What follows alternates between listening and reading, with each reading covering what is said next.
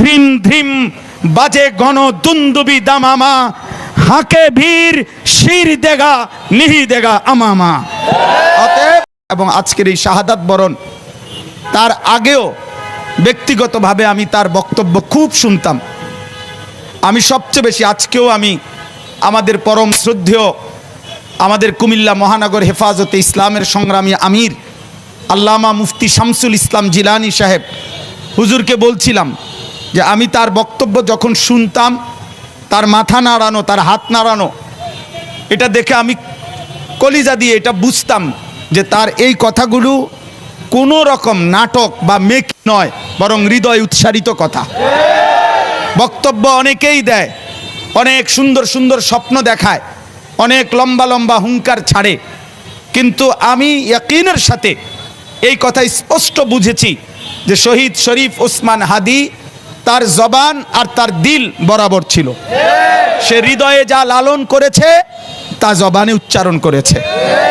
অতএব আমি শুধুমাত্র এই এতটুকু কথা মনে করাইতে চাই, আজকে ভারতীয় আধিপত্যবাদের দোসররা, তাদের এটা মনে করা উচিত ভারত থেকে তারা আমার দেশের জুলাই যোদ্ধাকে ঘাড়ে গুলি করার পরামর্শ দিয়েছে, মাথায় গুলি করে তাকে শহীদ করেছে।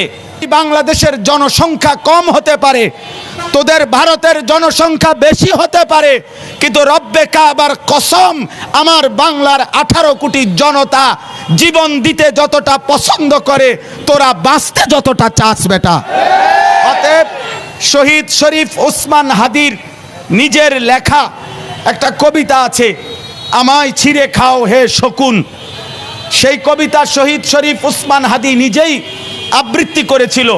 সে বলেছিল যে আধিপত্যবাদের দোসররা আমার সারা দেহ ছিঁড়ে ছিঁড়ে খাও, কিন্তু আমার মাথা খাইও না, অর্থাৎ আমি মাথা বিক্রি করব না। কিন্তু দুশ্মন শহীদ শরীফ ওসমান হাদির মাথায় গুলি করেছে, জীবন দিয়েছে, কিন্তু শহীদ শরীফ ওসমান হাদি প্রমাণ করেছে ধ্রিম ধ্রিম বাজে গণ দুন্দুবি দামামা, হাঁকে ভিড় শির দেগা নিহি দেগা আমামা। অতএব আজকে ইনশাআল্লাহ এই জমিনে আমরাও আল্লাহর কসম করে বলি, 18 কোটি জনগণের পবিত্র শিরায় 1 ফোঁটা রক্ত থাকতে আমার মাতৃভূমির 1 ইঞ্চি জমিন ভারতের বেঈমান তোরা নিতে পারবি না। এ জমিন 1 রক্ত নয়, 1 হাদি নয়, লক্ষ কোটি হাদির রক্তের পবিত্র জমিনে প্রয়োজনে খুন ঝরবে, কিন্তু আজাদি থাকবেই থাকবে, থাকবেই থাকবে, থাকবেই থাকবে। দোয়া করি আল্লাহ তাআলা যেন তাকে বেহেশতের উচ্চ মাকাম দান করেন, আমিন। সবাই ইনশাল্লাহ প্রত্যেক ঘরে ঘরে এমন একটা হাদি দরকার, এই ওসমান হাদির বাংলাদেশে খুব প্রয়োজন।